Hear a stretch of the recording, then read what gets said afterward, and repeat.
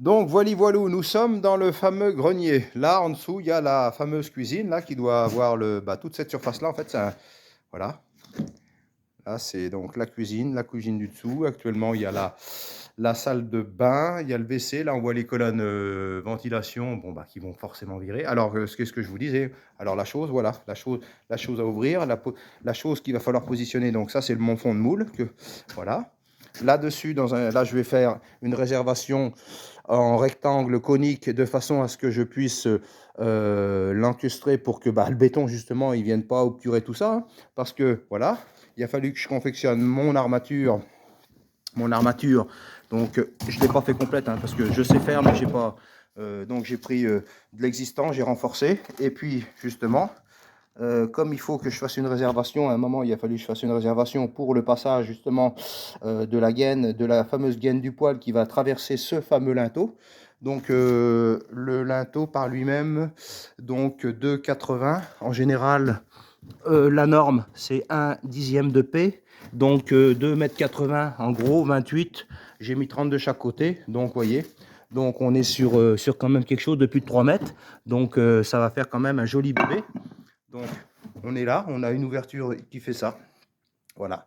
Et cette fameuse pierre là que je vais virer, vous voyez, ça sert pour l'instant comme une béquille. Parce que là, en fait, c'est pas une fissure. C'est une ancienne, dans les vieux bâtiments, c'est une ancienne, alors je sais pas, là on voit qu'il y a encore un bout de bois de positionné qui avait office de linteau. Je pense que ça, c'était une ouverture par le passé. Parce qu'ici, à savoir que Saint-Milmer, il y avait un château fort. Enfin, il y a eu, comme dans pas mal de villages, il y a eu les gens se servaient, quand il y a eu besoin de reconstruire, on tapait sur des, on tapait dans l'existant qui était en train de tomber en ruine, et puis on refaisait les maisons. Voilà. Donc voilà un peu la chose. Oui, donc quand je vous dis 6 mètres, vous voyez, tranquillement jusqu'au fêtage, on est. Donc là, la pièce métallique, c'est ce qu'on appelle un tendeur. Un tendeur, en général, c'est ce qu'on, à l'extérieur des bâtiments, on voit ça sur les vieux bâtiments, c'est des X ou des S en métal, voilà, et ça empêche que votre bâtiment s'écarte un peu plus. En principe, c'est justement fait pour pas qu'il ne s'écarte de plus, voilà. Donc, vous voyez un peu la hauteur. Le fêtage étant là-haut, on a encore, oui, quand je disais 6 mètres tout à l'heure, je dirais qu'on a pas loin de 8 mètres. Donc tout ce volume-là, vous voyez la ferme de charpente, ce bâtiment-là a été repris, là, on voit le pignon qui a été monté en parpaing. Là, c'est l'accès.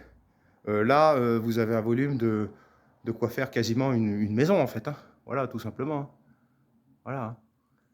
Donc tout ça, c'est pas exploité. Et ça, par la suite, va falloir que je vire tout le plancher existant qui va remonter. Parce qu'on voit justement, on voit aussi la différence entre ce plancher-là et puis les poutres. Les poutres, on voit les bouts de poutres, vous voyez. Hop là une.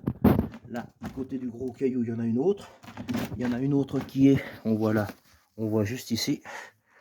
Et en fait, ça c'est les poutres du plancher de l'autre côté où il y a justement la chambre des filles avec du parquet bois. Donc c'est pour ça que, en principe, je vous dis, tous les 50 cm ou 60, on doit faire sortir une file d'été positionnée avec un bastin ou IPN pour tenir ce mur-là. Mais aussi, on peut faire également, comme je l'ai fait, avec une file d'été en dessous à partir du moment où ça soutient les bois. Voilà. Et surtout le poids. Donc ça fait de l'ouvrage. Et donc le fameux conduit, il est ici, qui va être, voilà, mon fameux conduit de cheminée qui est ici. Voilà.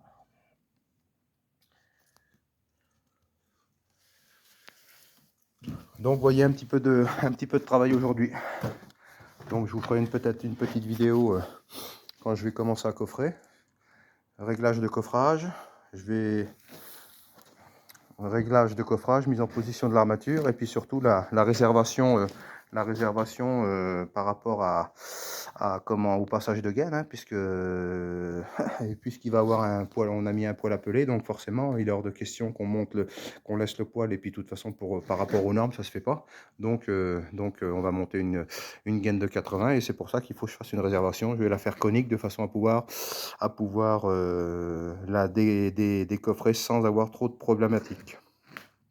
Donc je vous dis à plus tard.